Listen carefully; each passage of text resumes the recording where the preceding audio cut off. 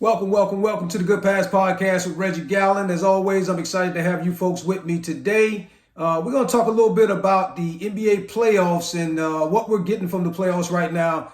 I don't know about you guys, but I am super excited at what I'm seeing with the playoffs. And this has been the most exciting and competitive playoffs that we've seen in the NBA in a while. Right now, what I love about it is anybody could win it. I'm a big time Golden State fan. I think Golden State's going to win it. I'm a little bit biased. Love Steph Curry and what he does, and love that team and Draymond and those guys. But if you look at the teams that are left in it right now, there are probably 4 or 5 teams that you could say would win it and you wouldn't get an argument. Phoenix Suns have been the front runner to win the whole thing since the season started. They've got all the tools, they got all the players, everything's in place. Great coach with Monty Williams, who's been in the thick of things before, always has his Suns competitive and ready to win it at the end in the last 3 or 4 years. So Phoenix is there. But then you got Milwaukee, the defending champs. Antetokounmpo has proved over the years that he's a champion and he can win it and didn't have to go ring chasing. He's doing it with a team that he started with and that he helped to build. And then you've got the Heat who was right there in the championship against the Lakers in the bubble a few years back when LeBron and the Lakers won it. Well, guess what? They're back again. And you got Jimmy Butler, who's playing like a star. He's got several 40-point games in the playoffs.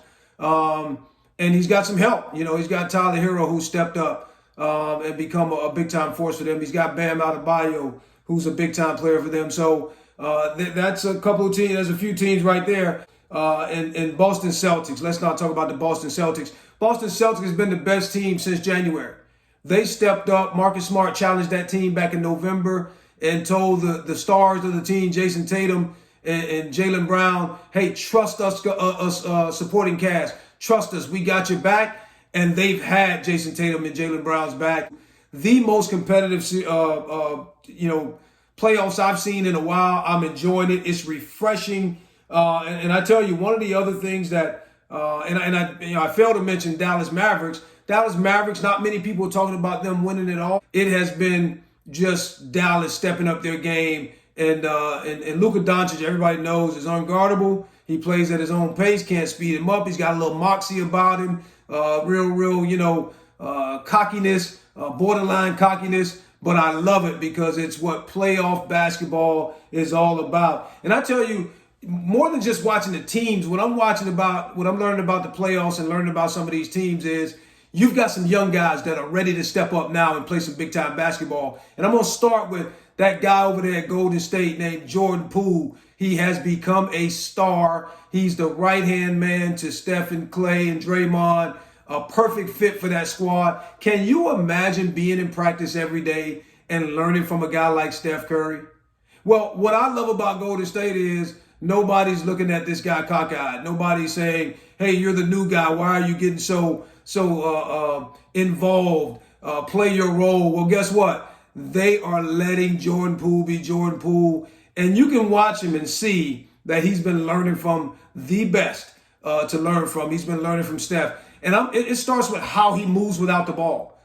Steph is the master of that. The last guy that moved without the ball like Steph was Reggie Miller. And I'll throw Richard Hamilton in. You usually don't see point guards that move without the ball like that. So Steph is kind of he's a true point. He'll get you 8, 9, 10 assists. But he's a guy that learned how to play without the ball in his hand, which I think is critical. Loving what I'm seeing from Jordan Poole and some other supporting cast like GP2 before he got hurt. Gary Payton had really become a solid part of the playoff rotation and doing some big things. And I even like the development of Jonathan Kuminga. He's learning how to come in the game and impact the game without being dominant of the ball or having to have the ball in his hand, which is typical Golden State basketball. All right? Now you move on to the Boston Celtics. Yeah, we know the big two, Jaylen Brown, Jason Tatum, next level guys. These guys are big time. They've been there before. But how about Al Horford last night, who dropped in 30? And the challenge that, Giannis dunked on him and looked at him and Al Horford said, yeah, okay, I like that. I got you. And went on to score 18 points from that point on. He outscored Giannis 18-17 during that final stretch. Finished with 30 points and I believe 15 rebounds When have you seen Horford do that last? You know, I'm liking the supporting cast. Marcus Smart, who challenged the guys to share and become a team with chemistry. Well, guess what? He's stepping up and he's become a vital part. He's always been a leader. He's always been a good point guard, but he proved to Boston that while you guys were looking at bringing Kyrie Irving in a few years ago and you looked at bringing in Kemba Walker, I've been right here all the time. I'm your point guard.